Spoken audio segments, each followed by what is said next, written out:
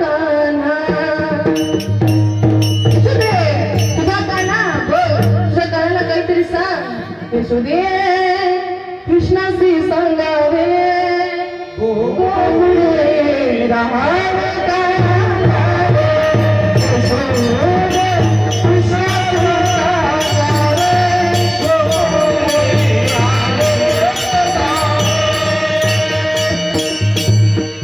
यशोदे कृष्णाशी सांगावे गोकुळी राहावे का जावे तुझ्या कृष्णाला काहीतरी सांग तुझा कान्हा खूप पोळ्या करतोय ग खूप पोळ्या करतोय तेव्हा यशोदा मातेला त्यांच्यावर विश्वासच झाला नाही कारण बघा म्हणे माझं बाळ किती छोट आहे बाळ सगुण गुणाचे ताने अरे दिसते गोडवाने काय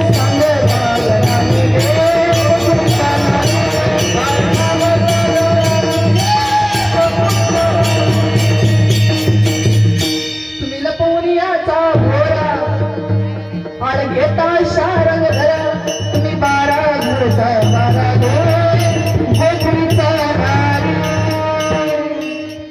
तुम्हीच काहीतरी माझ्या कानाला त्रास देत असा म्हणे तर माझं एवढं बाळ आहे म्हणे बाळ सगुण गुणाचे ताने किती सगुण माझं बाळ आहे म्हणे आणि या बाळाला तुम्ही आळ घेताय म्हणे तुम्हाला काही वाटतं काय म्हणे आणि तुम्हाला खरंच असं वाटत असेल म्हणे की माझा कृष्ण खरंच चोऱ्या करतो तर तुम्ही म्हणे याला रंगे हात रंगाच्या हाताने पकडून याला आणा म्हणे चोरी करत असताना जेव्हा तुम्हाला सापडेल तेव्हा तुम्ही मला इथे आणून त्याला दाखवा म्हणे तेव्हा भगवान श्रीकृष्णाला राग आला त्या गोपीचा त्या गोपी आता प्रत्येक गावात कोणती ना कोणती बाई असते कोणत्या मुलानं चांगले गुण केले कोणाचा जर मुलगा चांगले गुण करत असेल तर काय म्हणते भलं इच्छा पोट आहे म्हणजे बापा काय करावं काय नाही तो पण त्याचे गुण ते पकडणार नाही कधी कारण आपल्याला पावले जात नाही दुसऱ्याचं कधी ती गवळण जेव्हा घराने घेऊन यशोदा मातेकडे आली तेव्हा कृष्णाने आपल्या समितीला तेव्हाच बोलवलं आणि बोलवल्यानंतर बघावणे कोण आहेत हा ही बघावणे लवकर कोण आहेत आणि तिचा व्हॉट्सअप नंबर फेसबुक नंबर जे काही असेल इंस्टाग्राम आयडी सगळी घेऊन घ्या नाही लवकर तिच्या घरी आपल्याला आज टाकायचं आहे म्हणे टाकायचं आहे म्हणे गेली ते गवडून घरी आणि तिने सुद्धा विचार करून ठेवला होता आज काही झालं तरी कृष्णाला पकडल्याशिवाय राहणार नाही आणि कृष्णाला पकडल्याशिवाय राहणार नाही पण कृष्णाकडे एक मंत्र होता कफलम कफलम कपिल मुनी होत्या कपिलम असा काहीतरी कोणतरी मुनीचा असा मंत्र आहे जो मंत्र आपण चोरी करताना त्याचा मंत्राचा जाप केला तर आपली चोरी पकडल्या जात नाही पण ती चोरी ही आपण जे करतो ती चोरी नव्हे महाराज भगवंतांनी ज्या प्रकारे चोरी केली तशी चोरी जर आपण कदाचित करा तर आपण पकडला जाणार नाही आपण जर पैशाची चोरी करतो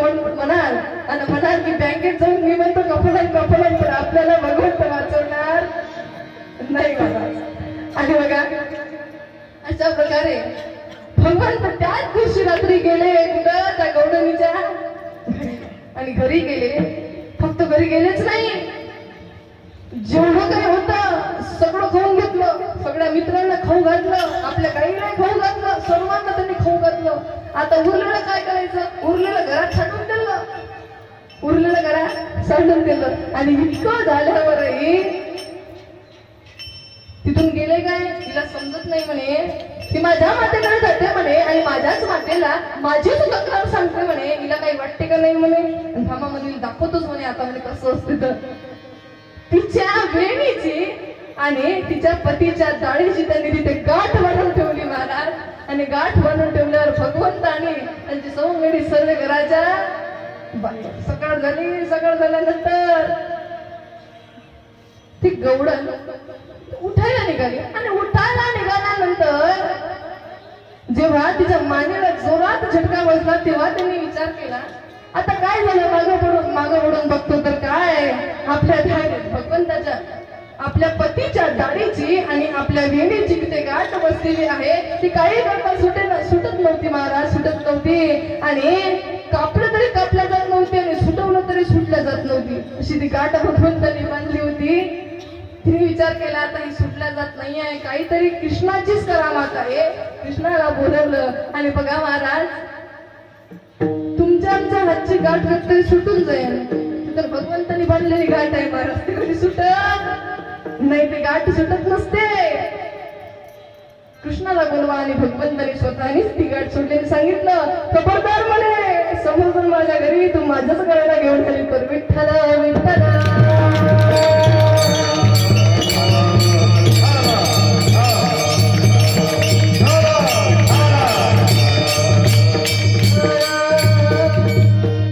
अशा प्रकारे भगवान श्रीकृष्ण थोडे मोठे झाले आणि मोठे झाले.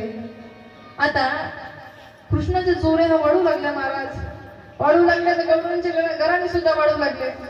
आता यशोदा मातेने विचार केला की काय ना म्हणे, तुझं घरी राहून काही खरं नाही, सगळं गोकुळ हे माझ्या घरी येतोय म्हणे. कशा केली? तुझ्या कानाने चोरी केली, तुझ्या कानाने असं केलं, तुझ्या कानाने तसं केलं, सगळं मला सांगताय म्हणे. तुझं घरी राहणं काही चांगलं आहे नाही, म्हणून तू एक काम कर म्हणे, आपल्या घरच्या गायी घेऊन गायी चालण्याकरिता वनात रोज जात जा म्हणे.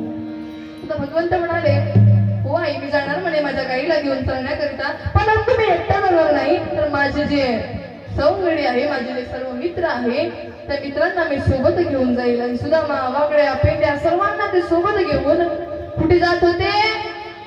वनामध्ये. फक्त जातच होते का? नाही, सोबत आपल्या ते शिदोरी घेऊन जात होते, शिदोरी. आणि भगवंत आपल्या गायींसोबत आणि आपल्या सवंगड्यांसोबत निघालेले.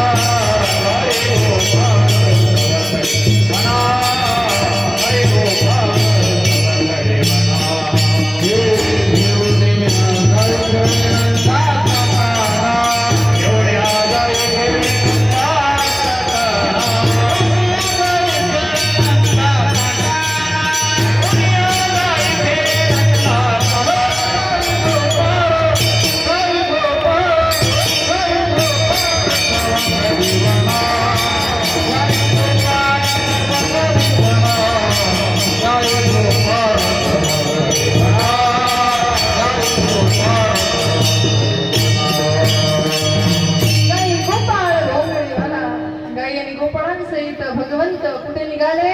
वनाकडे. छोटी छोटी गैया, छोटे छोटे छोट सो मेरो मदन गोपाल, आगे आगे गैया पीछे पीछे बीच में मेरो मदन गोपाल. छोटी छोटी गैया, छोटे छोटे छोट सो मेरो मदन गोपाल. अशा प्रकारे भगवान श्रीकृष्ण कुठे निघाले? वनामध्ये. आणि वनामध्ये गेल्यानंतर बऱ्याच दैत्यांचा नाश केलेला आहे. आणि बऱ्याच दैत्यांचा नाश केल्यावर बघा भगवंताला तिथे करमत नव्हतं. कुठे? वनामध्ये. आता करमत नव्हतं. भगवंताने विचार केला काय करावं. तर भगवंतांनी सवंगड्यांसोबत खेळण्याचा कार्यक्रम केला. भगवंत काय खेळत होते?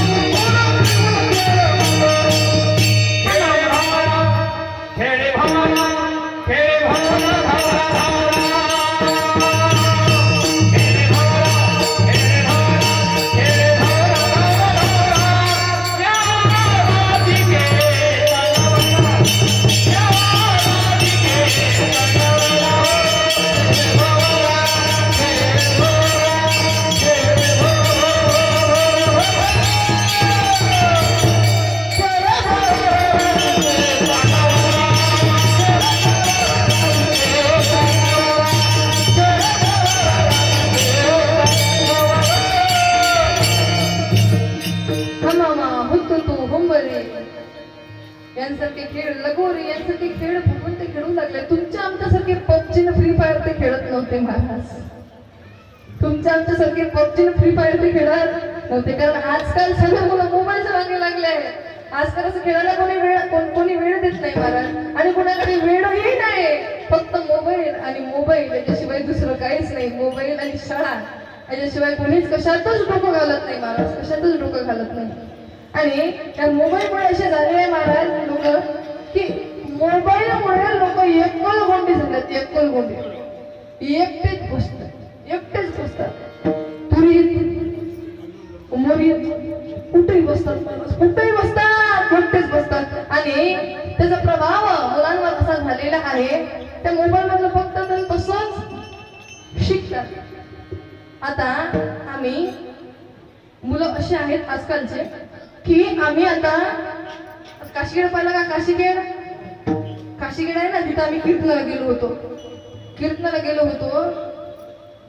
तर ते काशीखेड मध्ये कीर्तनाला जायचा रस्ता काही माहित नव्हता. आता रस्ता माहित नव्हता, आपण आता कोणचा मुलगा जर भेटला विचारत नाही का, का रे बाबा ह्या रोड कुठे गेला विचारत नाही का?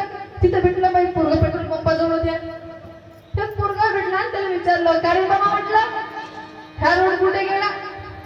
पोरग काय म्हणे, ताई म्हणे खरंच सांगते. म्हटलं खरंच सांगता का खोटं काय सांगतो? रात्री कीर्तन आहे जा लागते बा. म्हटलं ठीक आहे म्हणे, खरंच सांगतो म्हणते. खरंच सांगतो म्हणे. ताई ऐका म्हणे, बघा म्हणे, जेव्हापासून मी जन्मलो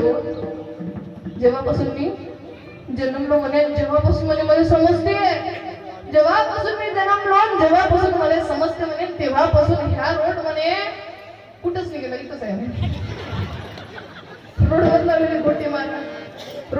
गोटे ते पुरले ना, ते सांगतात ना, धामणगाव 15 किलोमीटर, पुरा 20 किलोमीटर, अंजनसिंगी 5 किलोमीटर, डावीकडे वळा उजवीकडे वळा, वाहने हळूहळू चालवा, पुढे गतिरोधक.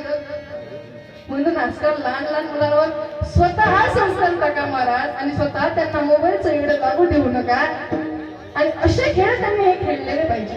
भगवंत खेळ खेळता महाराज भगवंत दमले, आणि दमल्यानंतर भगवंताने विचार केला, खांदी भार पोटे भूक काय फेरावे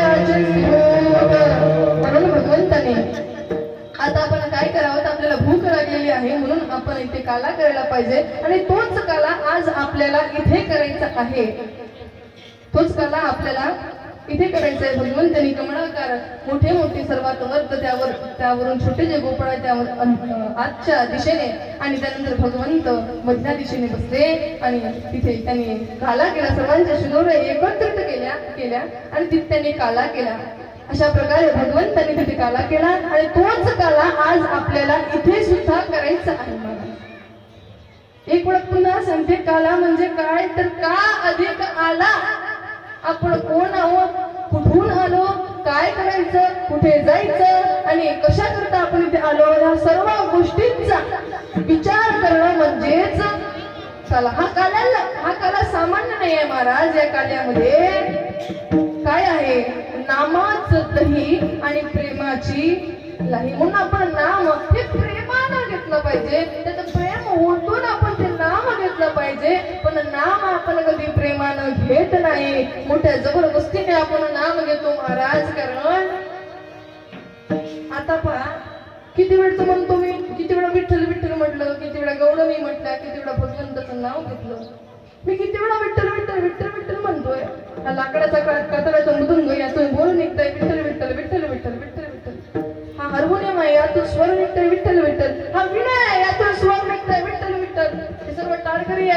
त्यांच्या गळ्यामध्ये काशाची टाळ आहे, ते सुद्धा म्हणतायत एकावर एक आदळून आदळून आदळून आदळून विठ्ठल विठ्ठल विठ्ठल विठ्ठल म्हणताय महाराज. हा साऊंड यात मी बोलल्यावर विठ्ठल विठ्ठल म्हणताय. हे सोबत जे साथकरी आहे हे सुद्धा विठ्ठल विठ्ठल म्हणताय.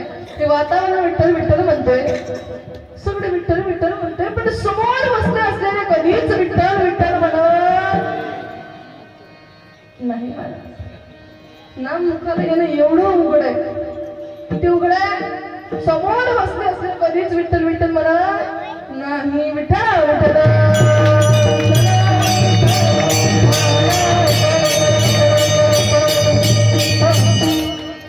ओ म्हटल्यावर तर कोणी म्हणतंय हो, हाड म्हटल्यावर कुत्रही जाते. ते आपल्याला समजायला पाहिजे. आपण का भगवंताचं नाम घेत नाही महाराज? भगवंताच्या नामाशिवाय आपल्याला कोणता पर्याय नाही आहे. भगवंताचं नाव इतकं सोपं आहे की राम म्हणताना वाकडं तिकडे तोंड करण्याची गरज, एकदम सोपं भगवंताचं नाव आहे. आणि राम म्हणताना वाकडं तिकडे तोंड करण्याची गरज, फुकत बाहेर यायची गरज, तोंडाची चव बदलावी म्हणून चकणा घ्यायची गरज. हरिनामाला स्वतंत्र चव आहे महाराज. आहे ना, अमृतावनी गोड जे आहे ते भगवंताचं नाम आहे महाराज. आणि असं नाम हे आपण घ्यायला पाहिजे. म्हणून एकदा हाताने टाळी वाजवा आणि मुखाने भजन म्हणा. विठोबा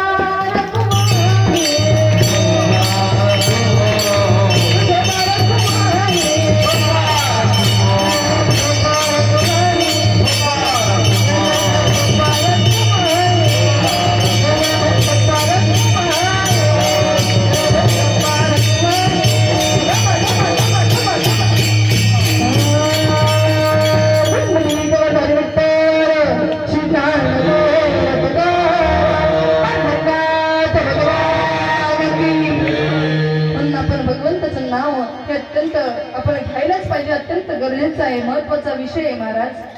आणि बघा तुकाराम महाराज सुद्धा म्हणते की भगवंताचे नाम घेतल्याने आणि भगवंताचं दर्शन झाल्याने जो आनंद आहे तो त्या गोकुळवासियांना झालेला आहे.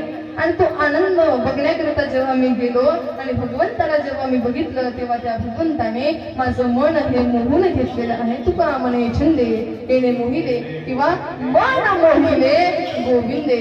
अशा प्रकारे या अभंगाचा भावार्थ सांगण्याचा प्रयत्न मी माझ्या शब्दामध्ये तुटक्या फुटक्या शब्दामध्ये केलेला आहे. कदाचित काही चुकले असेल तर तो माझा वाणीचा दोष आहे. तुमची मुलगी समजून लेख समजून माफ कराल अशी आशा करते, अपेक्षा करते. आणि बघा 7 दिवसांपासून आपल्या गावात सप्ताह चालू आहे. ज्या ज्या व्यक्तीने ज्या ज्या रूपामध्ये इथे दान दिलेलं आहे, नाही आर्थिक मदत झाली तर श्रमदान आपण अवश्य अशा भगवत चिंतनाला द्यायला पाहिजे. कदाचित आपण जर असं चिंतनाला, भगवत चिंतनाला, भगवत धार्मिक कार्यक्रमांना आपण आपला प्रतिसाद असाच देत राहू तरच भगवंत आपल्यावर कृपा करेल महाराज. तरच भगवंत आपल्या पाठीशी नेहमी राहील. आणि सर्वांचे खूप खूप धन्यवाद मानते, आभार मानते की माझी पहिलीच कथा होती महाराज. तुमच्या गावातली ही माझी पहिली कथा आहे. आता पहिली कथा आहे, ठाकरे महाराजांना सर्व माहित आहे. म्हणजे तुमच्यापेक्षा जास्त आग्रह ही कथा घेण्याचा माझा होता. म्हणजे माझ्या वडिलांचं स्वप्न होतं. मी 8व्या वर्गापासून कीर्तन करून राहिले. 8व्या वर्गापासून कीर्तन करत असताना मागच्या वर्षी काय झालं, मागच्या वर्षी आम्हाला भागवत करायचं होतं. पण भागवत करायचं होतं अंबिकेच्या मंदिरामध्ये. आम्ही जेव्हा विचारलं की म्हटलं आपल्याला भागवत करायचंय, तेव्हा महाराज म्हणाले यावेळेला तर काही शक्य नाही म्हणे, कारण सर्व तारखा बुक झालेल्या आहे म्हणे. तर तुम्ही एक काम करा म्हणे, आपण पुढच्या वर्षी बघू म्हणे हे काम. पण इच्छा होती माझ्या वडिलांची की आपण भागवत करायचं तर नवरात्रामध्येच करायचं. आता या गावात आल्यानंतर मला सगळ्यांकडून कळलं की जेवढे काही मोठे महाराज होऊन गेले म्हणे, ठाकरे काय आखरे महाराज आहे, त्यानंतर खेरडे महाराज आहे, कोरडे महाराज आहे, अशा प्रकारे जे काही मोठे महाराज होऊन गेलेले आहे म्हणे, त्यांची सुरुवात ही आमच्या गावातून झालेली आहे. बघा मी जेव्हा शिकली ना, म्हणजे या माध्यमामध्ये जेव्हा मी घुसली ना, या रस्त्याने जेव्हा मी आली ना, तेव्हा सर्वात प्रथम मी एक शिबिर केले होते.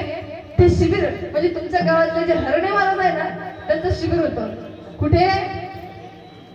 टाकरखेडला लहानजी महाराज टाकरखेड आहे ना, तिथे त्यांचं शिबिर होतं. खेडीमेडी म्हणून सर्व मैत्रिणी घेऊन सुट्ट्या घालवायच्या आहे बा म्हणून गेलो. आणि तिथं गेल्यानंतर भगवंताची अशी आवड निर्माण झाली आणि विचार केला की आपण कीर्तनकार व्हायला पाहिजे.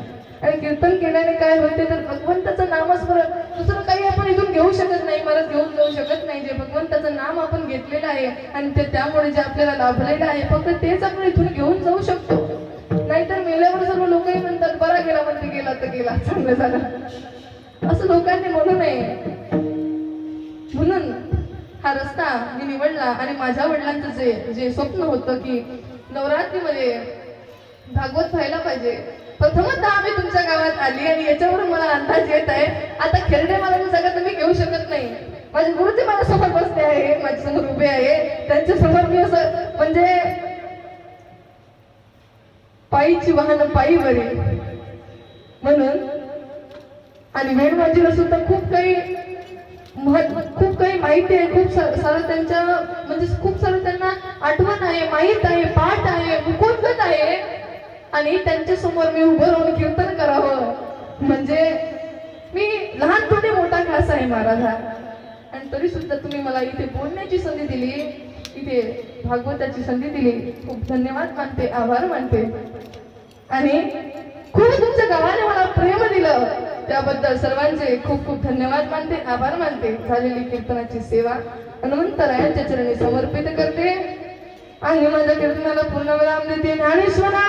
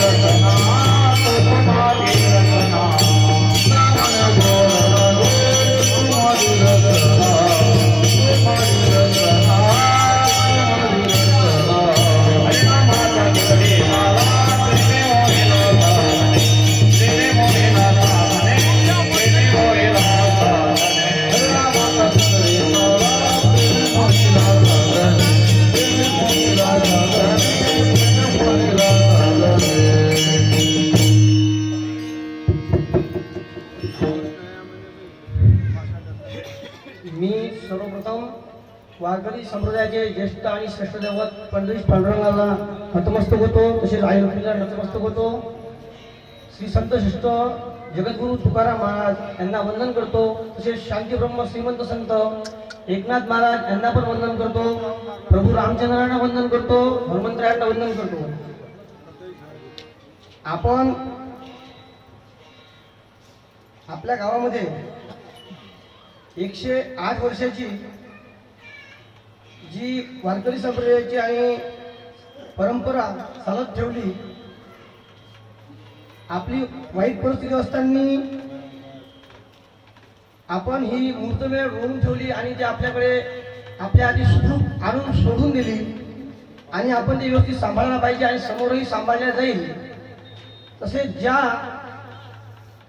काही आपल्या स्वर्गीय वारकरी मंडळींनी आणि देवस्थानच्या सेवकांनी आपल्याला हा वसा दिला, ते आज आपल्यामध्ये नाही आहे, तरी मी त्यांना आदरांजली वाहतो, श्रद्धांजली वाहतो. आणि आपण हे एवढं सांगण्याचं तात्पर्य काय, किंवा हे कायसाठी मदत लावलं बाबा. आपल्या इथे आपण वारकरी संप्रदाय भजनी मंडळ जे होतो त्याचा आपण श्री संत गाडगे बाबा वारकरी भजनी मंडळ ढाकुळगाव असं नामकरण करून रजिस्ट्रेशन करून घेतलेलं आहे. त्याचा रजिस्ट्रेशन नंबर 10,377 आहे. त्याची नेमणूक खालीलप्रमाणे आपण सर्वांच्या सहनुमतीने केलेली आहे.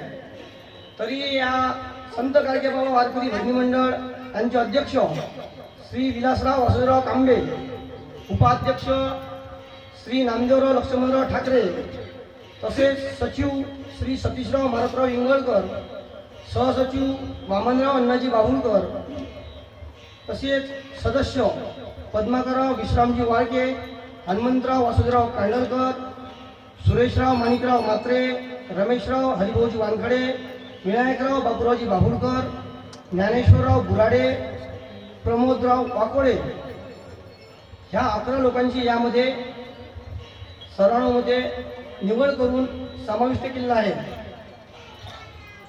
मग केला आहे तर मग तुम्ही करणार काय बा? जशी वारकरी संप्रदायाची मूर्तमेळा अशी जे चालू राहील आणि आपल्याला याच्याकडून वसा घेऊन आपल्याला हे पण चालू ठेवायचे आहे. यात कुणाची दुमत नाही आणि दुमत ठेवू पण नाही असं मला वाटते. तर तसेच आपल्या इथून निघून गेलेले स्वर्गवासी प्रतिष्ठित आणि सन्माननीय आदरणीय आणि ज्याचा अंकुर आपण करायला पाहिजे आणि ज्या घरातील लोकांनी आपल्या गावामध्ये वारकरी संप्रदायाची धार्मिकतेची मूर्तमेढ रोवली आणि त्यांच्या हयातीपर्यंत जोपासली आणि समोर जोपासण्याचा आपल्याला वचन दिलं म्हणा किंवा सांगितलं, असे श्री सिद्धरामजी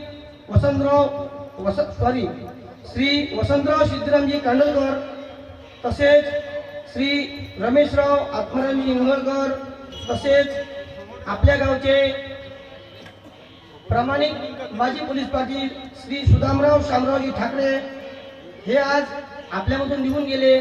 त्यांच्या निघून जाण्याला 5-6 महिने पूर्ण झाले. यांचे आपल्या गावातील धार्मिक क्षेत्रामध्ये मोलाचे योगदान आहे व ते सदैव आपल्यासाठी धार्मिक सेवामध्ये तत्पर कार्यात रुजू होते.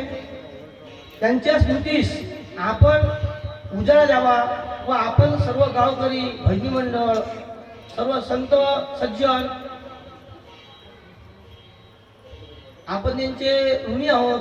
या हिशोबाने श्री संत गाडगे बाबा वारकरी भजनी मंडळ ढाकुळगाव यांच्यातर्फे, ते तर आपल्यामध्ये नाही आहे, आपण ते असताना आपण त्यांचं काही करू शकलो नाही, मान सन्मान देऊ शकलो नाही, तरी त्यांच्या पश्चात आपण त्यांच्या ज्या धर्मपत्नी आहे त्यांना आपण शाल आणि श्रीफळ देऊन सत्कार करूया असं ठरवलं सर्व मंडळींनी. आणि हा सत्कार म्हणजे कुण्या एका व्यक्तीचा नाही तर कुण्या एका मंडळाचा नाही, हा सर्व गावांच्या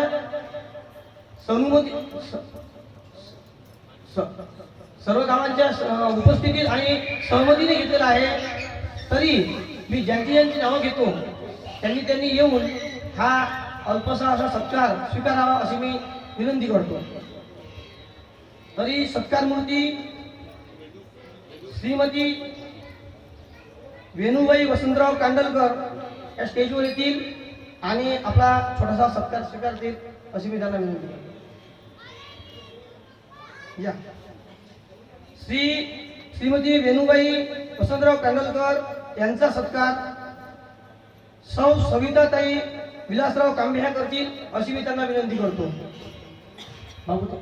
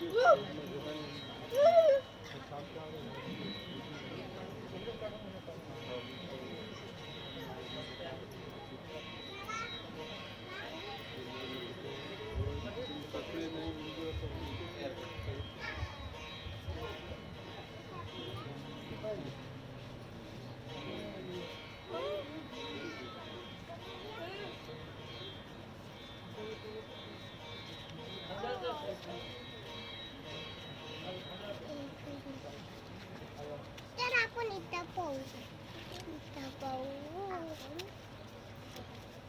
पुंडलिक वरदान विठ्ठल श्री ज्ञानदेव तुकाराम पंढरीनाथ भगवान की.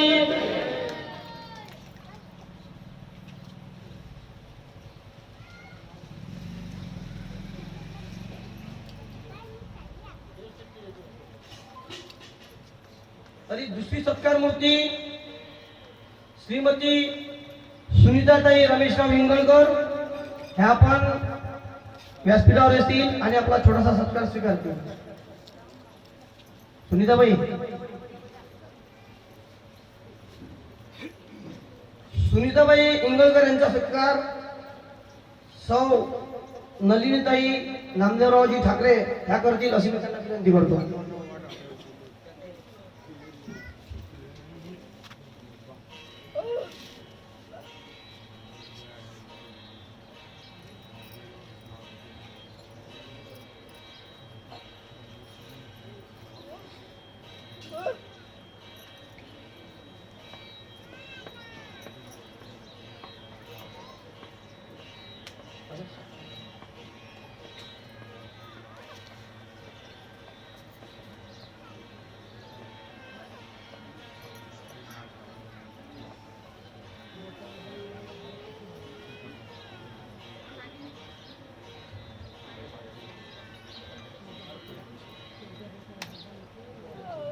पुंडलिक वरदान श्री विठ्ठल श्री ज्ञानदेव तुकाराम पंढरीनाथ भगवान की.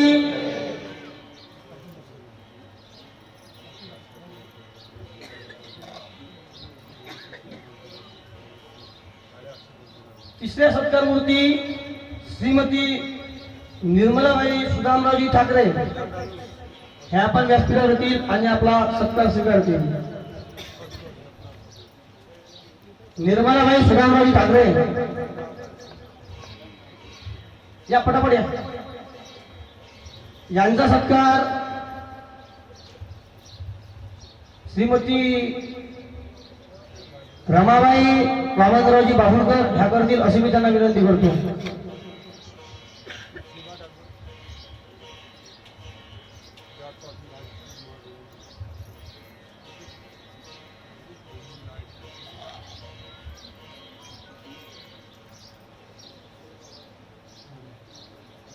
सॉरी,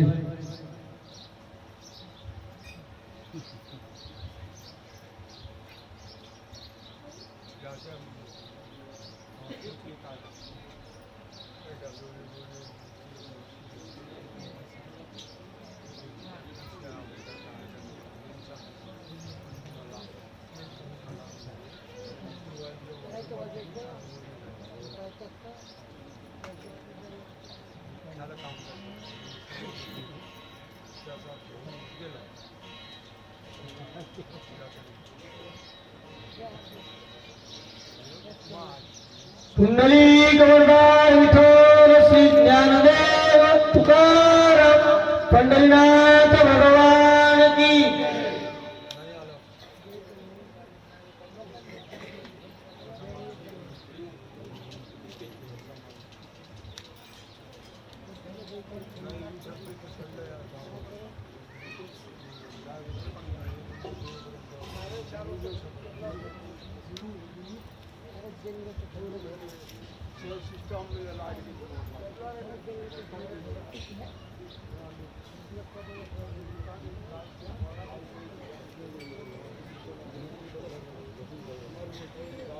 तसेच आपल्या हनुमान देवस्थान या मंदिराला नगारा म्हणजे काय आरतीच्या वेळेस वाजवण्याचं जे वाद्य आहे आरतीनंतर जे वाजवण्याचं वाद्य आहे नगारा म्हणून त्याला आपण संबोधतो ते शिवेंद्र वासुदेव नागपुरे यांनी आपल्या मंदिराला नवरात्री सप्ताहामध्ये अर्पण केलं, भेट दिली, दान केलं. अशा या दानशूर व्यक्तीचं आपण छोटासा सत्कार घ्यावा असं ठरलेलं आहे. तरी शिवेंद्र वासुदेवराव नागपुरे यांनी व्यासपीठावर येऊन हा छोटा सत्कार स्वीकारावा असं मला वाटते.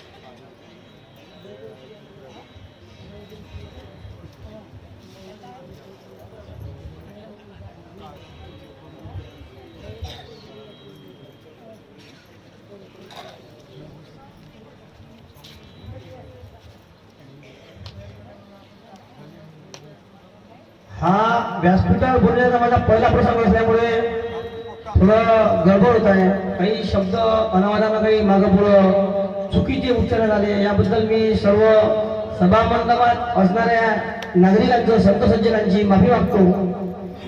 कारण माझी चूक ही माझे मित्र आपल्या गावचे पोलीस पाटील महेश म्हात्रे यांनी लक्षात आणून दिली.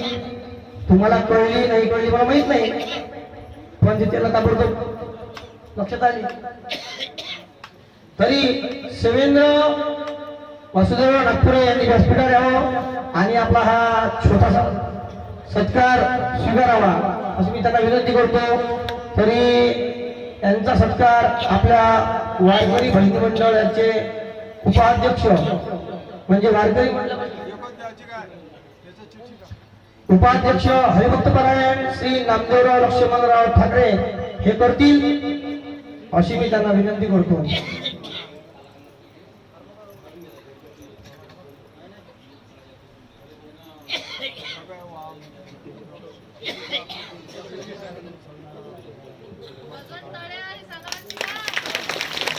कुंडली गवर्धा हरिविठ्ठल श्री ज्ञानदेव तुकाराम पंढरीनाथ भगवान की जयंत कम से कम गोपाल कृष्ण भगवान की.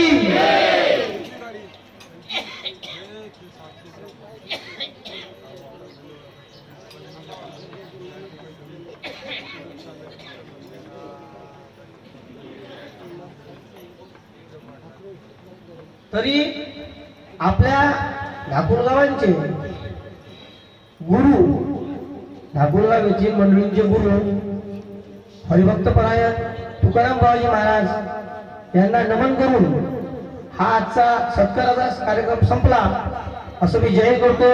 पुढील कार्यक्रम हरिभक्तपरायण नामदेवराव महाराज करतील अशी मी त्यांना विनंती करतो.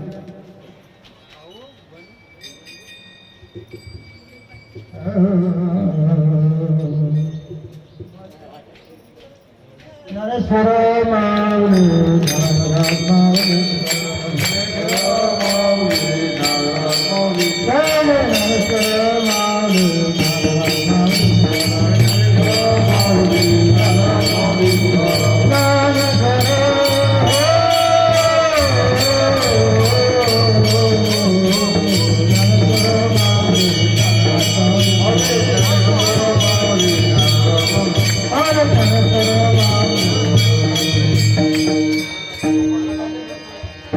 चला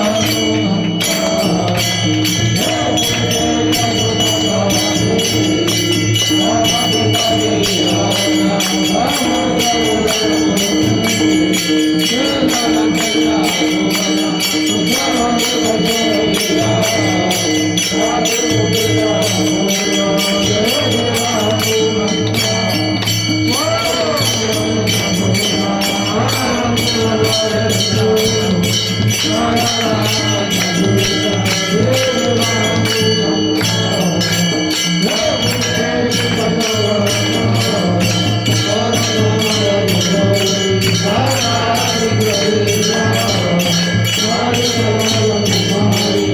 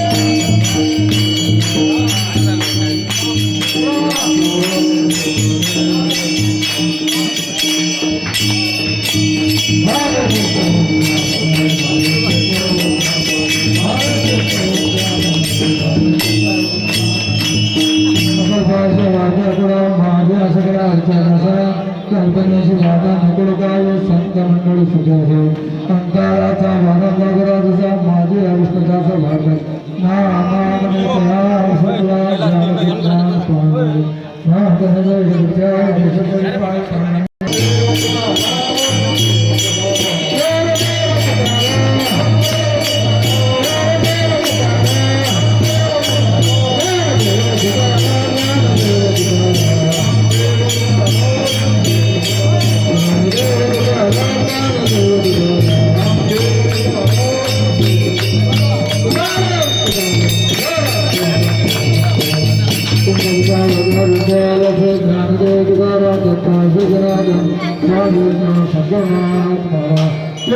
रामचंद्र भगवान की जय पवन सुत हनुमान की जय संत गजानन महाराज की जय जगतगुरु तुकाराम महाराज की जय महाराज ज्ञानेश्वर महाराज की जय तुकाराम बाजी महाराज की जय पार्वती पते महादेव आज के आनंद की भारत माता की थांब जा स्टार्ट पाय काढ रे हो,